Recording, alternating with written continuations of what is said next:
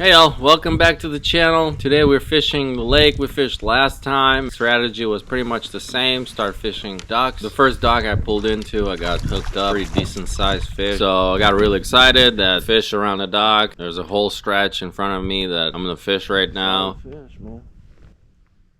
That's a good start. And I kept flipping in the front of the docks and the back. Didn't really have much bites. A couple of fish I caught on this whole stretch.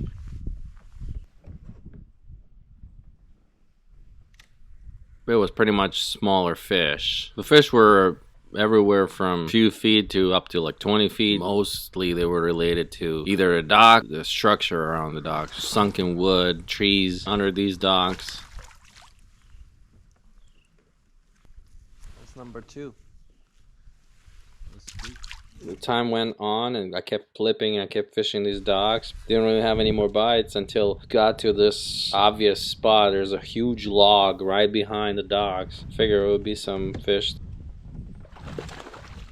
It was pretty much the end of this cove. I knew I had to get out of there and try to fish somewhere else. Every time I fish around docks, I realize how cool it is to fish out of the kayak. How versatile and very accessible. Pretty much any point and spots at the lake, it's very accessible to anything. Like you can literally pull into any available fishing spot, and I really think that catch more fish. Bass is trying to find the spots where people don't fish for it. With the fishing pressure and all, boats are only limited to the areas where they can fish, but the kayak is very versatile, so I really love kayak fishing for that. That's why I really encourage everyone to give it kayak fishing a try, especially with the affordability of it. You can buy a kayak for a couple $100 used. You know, you don't need much, you just need a fishing rod and a kayak. That's it.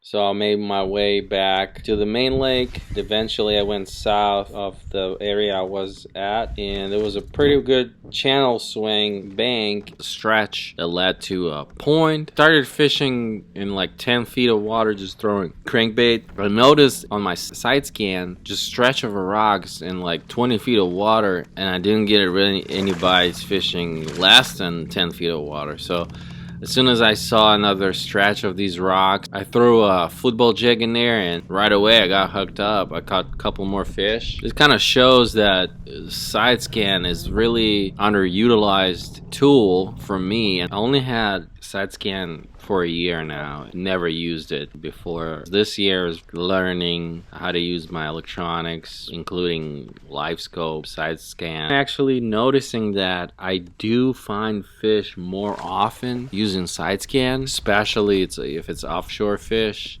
I don't know how to use it in different scenarios, but for me it's I found offshore spots like that, more like rocks or brush, even clumps of grass. Most time than not I catch fish there. Carolina rig, jig, that's pretty much my go-to if I see some structure on my side scan. I set it to 100 or 70 feet usually. To my understanding, it just comes down to finding irregularities in composition of the bottom of the lake, to find hard spots, rocks, whatever sticks out, basically, that where bass can ambush their prey. This kind of makes sense in my head, that trying to find a spot where bass would hide to ambush, and that's where you have to fish. At least sometimes I think that way, and most often than not I catch fish. I do need to use my side scan more often. Pretty much is always on my setup. I split the screen, side scan, my live scope, my map.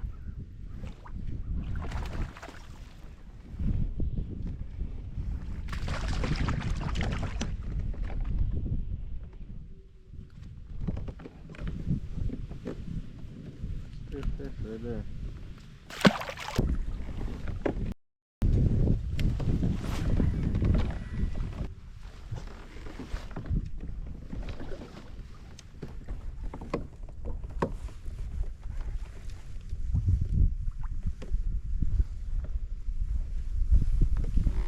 Smallmouth. That's cool.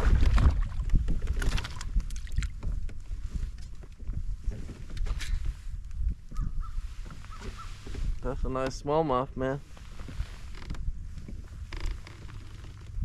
Pretty good. Pretty good, buddy.